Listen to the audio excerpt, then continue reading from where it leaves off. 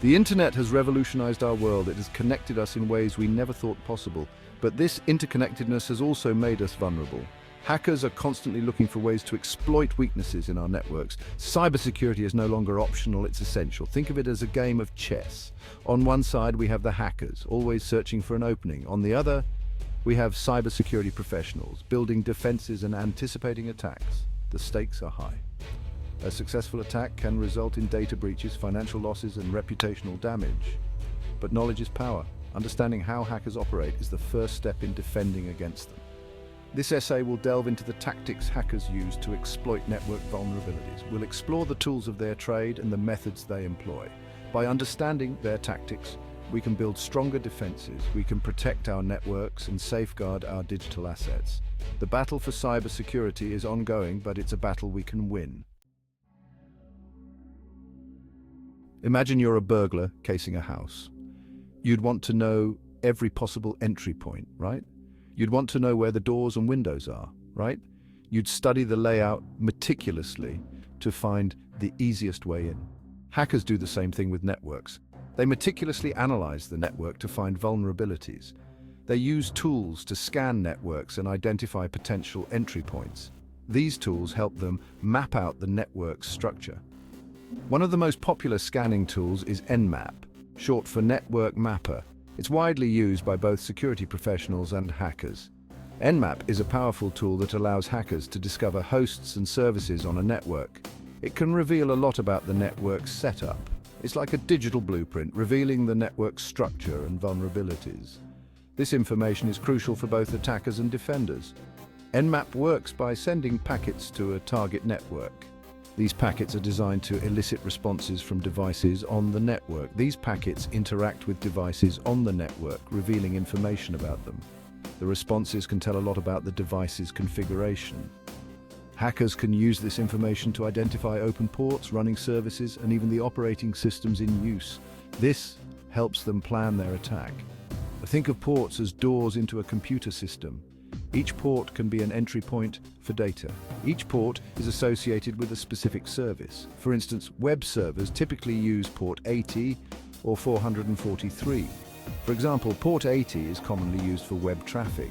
This is where your browser connects to websites. If a hacker finds an open port, they can try to exploit it to gain access to the system.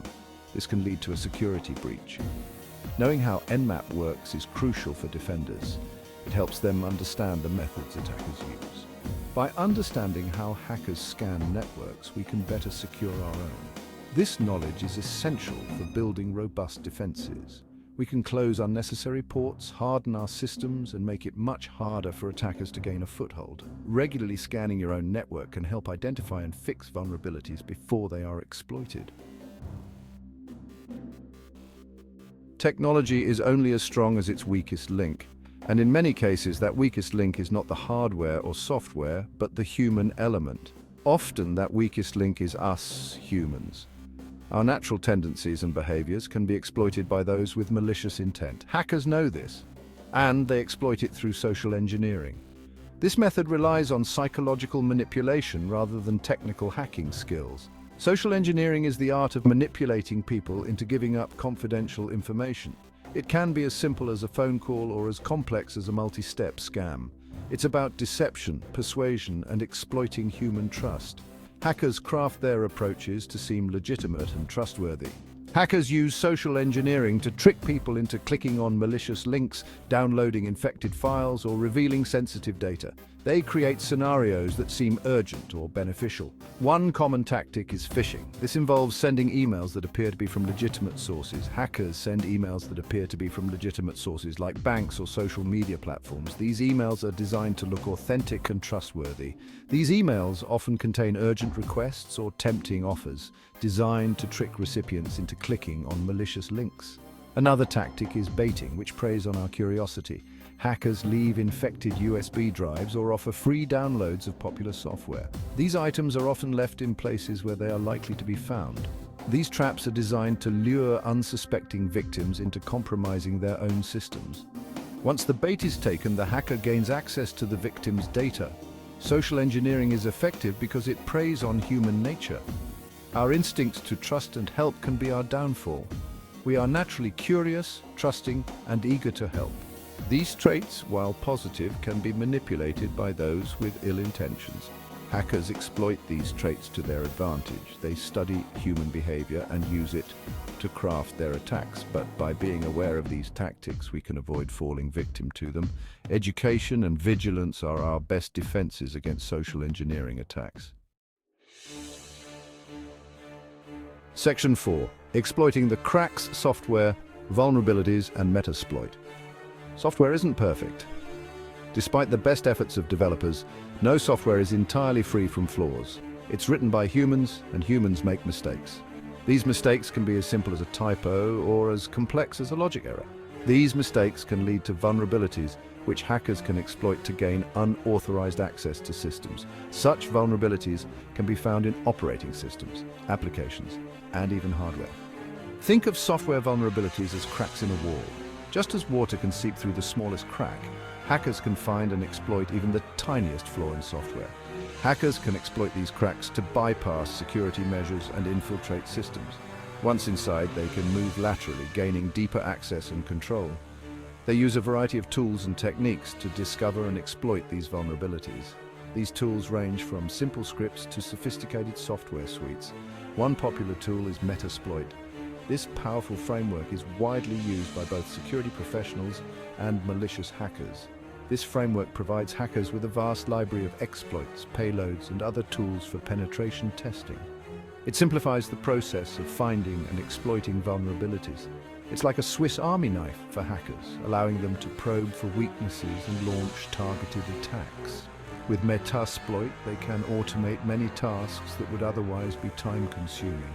Exploits are pieces of code designed to take advantage of specific vulnerabilities. These can be custom written or found in public repositories.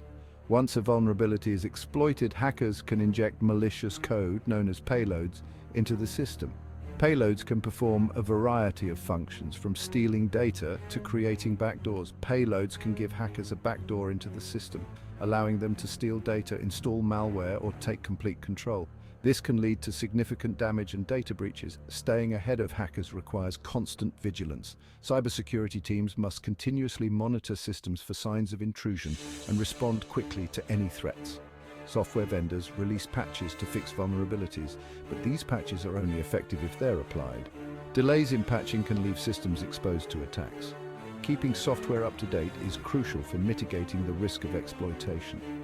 Regular updates and patches are essential to protect against the ever-evolving landscape of cyber threats. Section 5. Brute force, the digital battering ram. Imagine trying to break into a safe by trying every possible combination. That's the essence of a brute force attack. It's a trial and error method where hackers systematically try different combinations of usernames and passwords until they find one that works. Brute force attacks are often automated.